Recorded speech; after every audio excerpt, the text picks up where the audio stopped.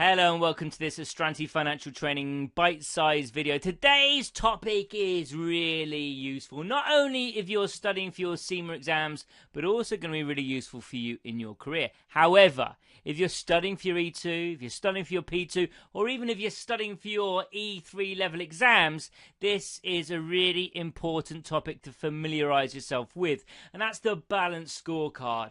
Now, this model is all about looking at the overall performance of an organization or a department, so that it's not only financial perspectives that managers and leaders are examining, because sometimes that can lead to short-termism, which isn't good for a business. And in the balanced scorecard, Kaplan and Norton outlined 4 key areas in which company and divisional performance should be measured, so that it focuses on the short-term and the long-term needs of the organization.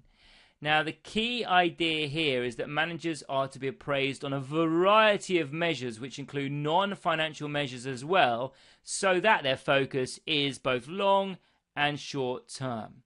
Because, let's just think for a moment, if a manager is appraised on profits alone, and let's say that their bonus is linked to that target. So the manager is going to get a big bonus if they increase profits in their department. Well, then what might they do? Well, they may lower spending on annual training because that would increase profits.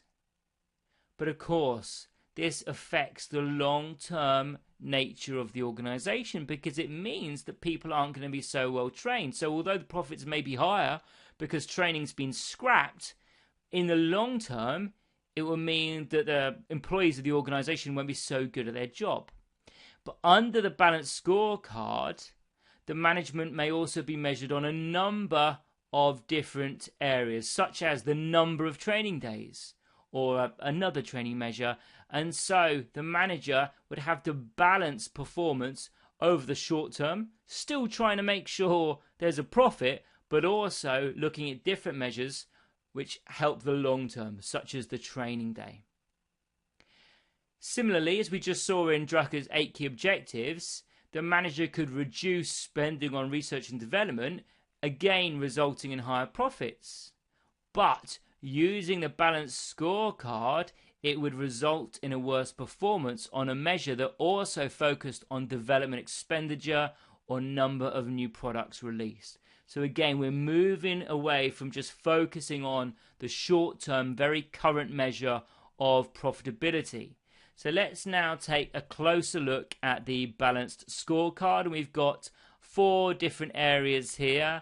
We've got our customer perspective, our internal business perspective, our innovation and learning perspective, and our financial perspective. So what we're doing here is breaking down key areas that managers could focus on. So let's take the customer's perspective first of all.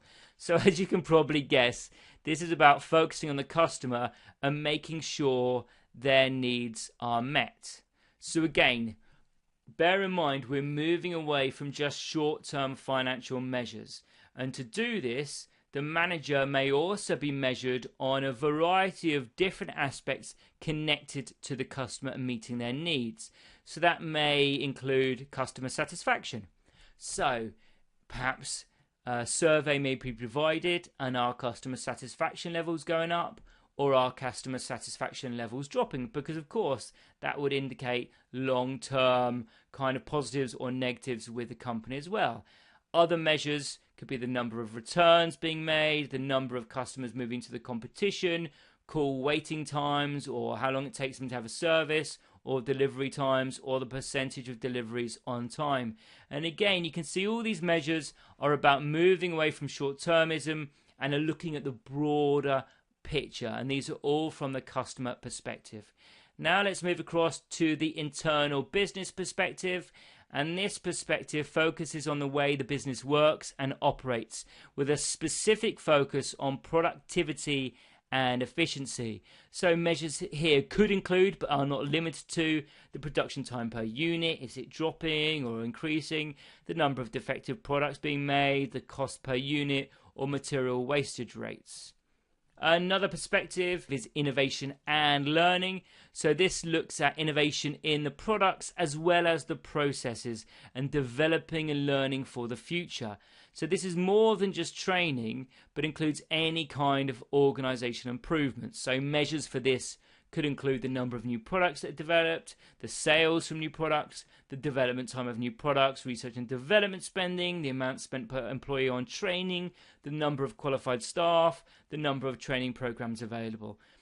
And again, like I said with the other two perspectives, it's about moving away from that short-termism. And I think that links very much to what we've already spoken to about research and development and the costs associated with it. Well, this is actually saying, well, the organisation wants to focus on innovation and research and development, and this is a measure by which we can see how well those aims are being achieved.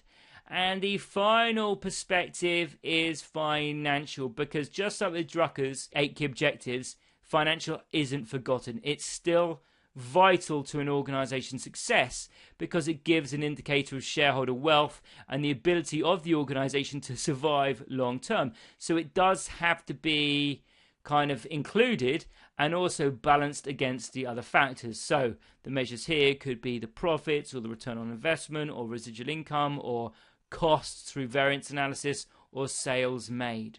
So there we go. That's what's included in the balanced scorecard, and there's examples of some measures that can be used for each of the perspectives. So there we go. There's everything that you need to know about the balanced scorecard in about 15 minutes or so. Now, this balanced scorecard bite size was taken from one of our tuition videos, and on our website we've got a video on any topic you can name in the CIMA syllabus. So perhaps there's something you need to refresh or revise, then be sure to check out one of our videos. But maybe you think, no, I'm pretty sure I now know everything that I need to know to get a smashing CIMA result. And if that's the case, then can I suggest you try yourself out, you test yourself out with one of our mock exams or one of our exam practice kits to see some real kind of CIMA based questions so you'll know what to expect when you sit that exam. But perhaps you just want more of these bite-sized videos, and if that's the case, be sure to like this video and subscribe to our channel. Thank you very much for watching this today, and good luck with your exams.